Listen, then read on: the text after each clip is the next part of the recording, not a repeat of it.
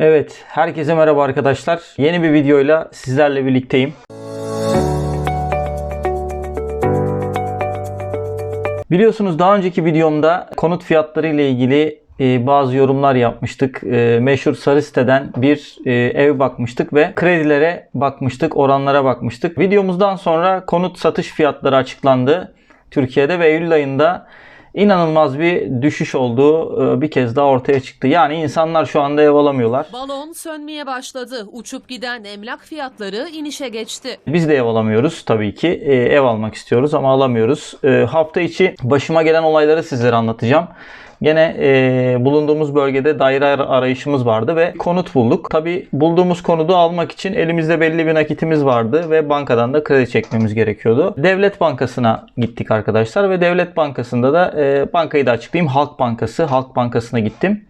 Ve yani ne kadar kredi alabileceğimi söyledim. Halk Bankası'ndaki müşteri temsilcisi maksimum 300.000 TL'lik kredi çekebileceğimi söyledi arkadaşlar. Sonrasında Vakıf Bankası'na gittim. Vakıf Bankası'ndaki müşteri temsilcisi de maksimum 250.000 TL'lik bir konut kredisi kullanabileceğimi iletti bana. Sonrasında İş Bankası'na gittim.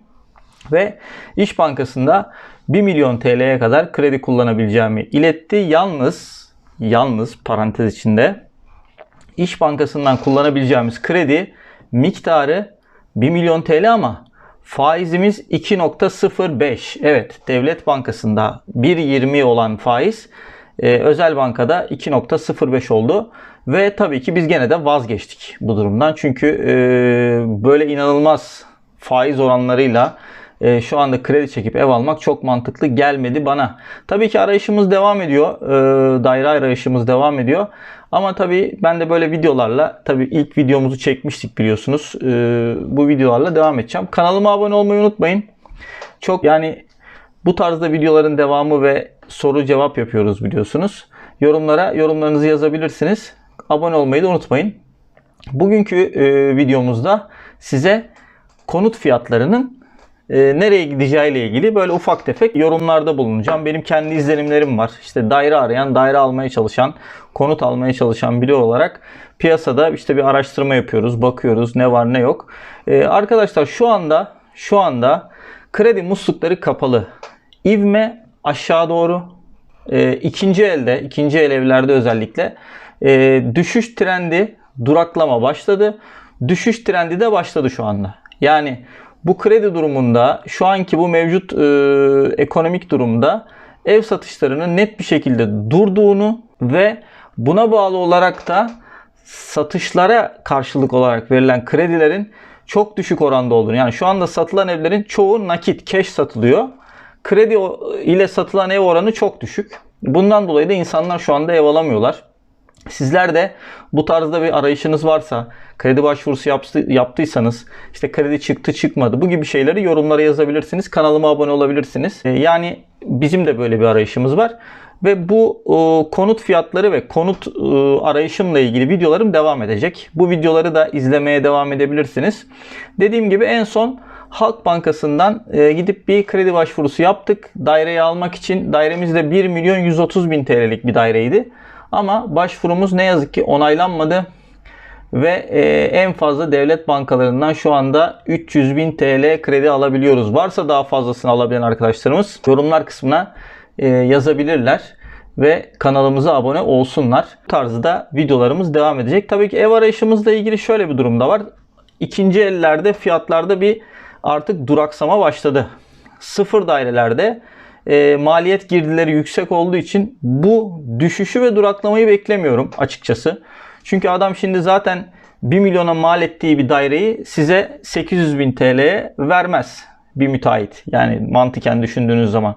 Ama ikinci el bir dairede, yani 5 yıl önce 10 yıl önce yapılmış dairelerde daha düşük fiyatlara mal olmuş, o anda dairesini satmak isteyen, konutunu satmak isteyen kişilerin durumları değişebilir. Tabi bu süreçte özellikle ben Ocak ayına kadar tavsiyem bir daire alabilmeniz ya da bir konut alabilmeniz ya da bir arsa alabilmeniz. Çünkü Ocak ayından sonra muhtemeldir ki fiyatlarda bir artış olacak %100.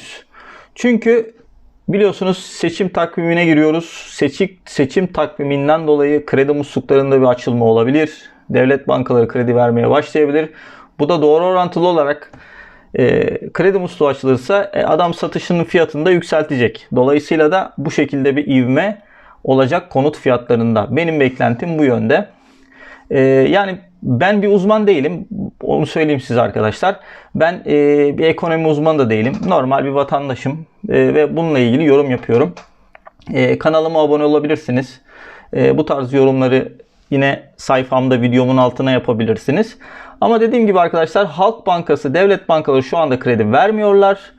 Konut başvurusu için özel bankalara gittiğiniz zaman 2.05 kredi oranından ve daha fazlasından kredi talep ediyorlar, oran talep ediyorlar. Bu da sizin için, şu anda benim için ya da sizin için çok uygun fiyatlar, oranlar değil. Yani şöyle düşünün, 1 milyon TL'lik kredi almak istiyorsanız aylık gelirinizin en az 40.000 TL olması gerekiyor. Hane gelirinizin arkadaşlar.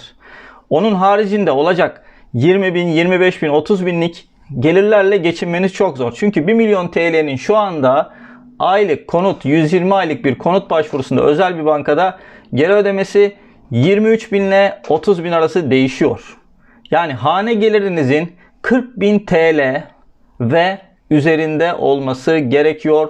Şu anda 1 milyon TL'lik bir konut kredisi kullanmak istiyorsanız. Şöyle düşünelim. 20.000 TL kazanan bir aile devlet bankasından şu an kredi alabilir mi? 1 milyon TL verse alma ihtimali var arkadaşlar. Çünkü devlet bankasında ortalama 15-16 bin TL'lere geliyor. Alacağınız evi de kiraya verdiğinizi düşünürsek, yatırımlık alıyorsanız 4-5 bin TL'lik de bir kira geliri sağlarsanız devlet bankası aslında kredi verse şu anda ben ev almıştım belki de. Ama vermediği için şu anda alamıyorum. Bu yüzden de konut fiyatlarında şu anda arkadaşlar bir durulma var. Satışlarda düşüş var. Fiyatlar düşüyor. Düşecek. İkinci elde fiyatlar düşecek. Eylül, Ekim, Kasım, Aralık aylarında bir duraksama oluyor. Aralığın sonuna kadar bir süremiz var. Bu sürede bir konut almamız gerekiyor. Alabilirsek bizim için çok iyi olacak. Karlı durumda olacağız. Ocak ayından sonra fiyatlarda gene yükseliş olacak muhtemelen. Beklentim o yönde. Alamazsak alamayız. Yapacak bir şey yok.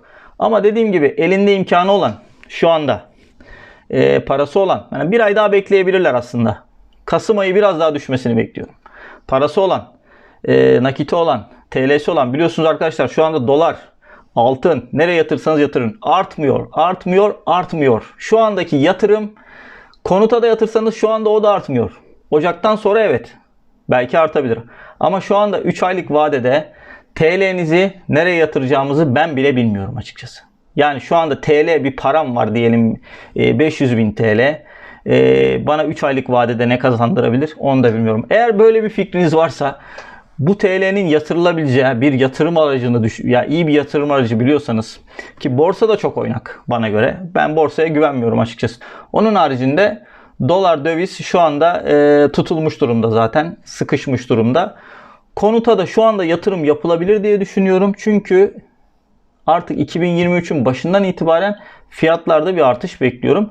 Tabi seçimden sonraki senaryo tabi ben bilemiyorum. Bambaşka bir senaryoyla da karşı karşıya kalabiliriz. Çok inanılmaz fiyatlarla da karşı karşıya kalabiliriz. Geçen seneyi hatırlatıyorum size.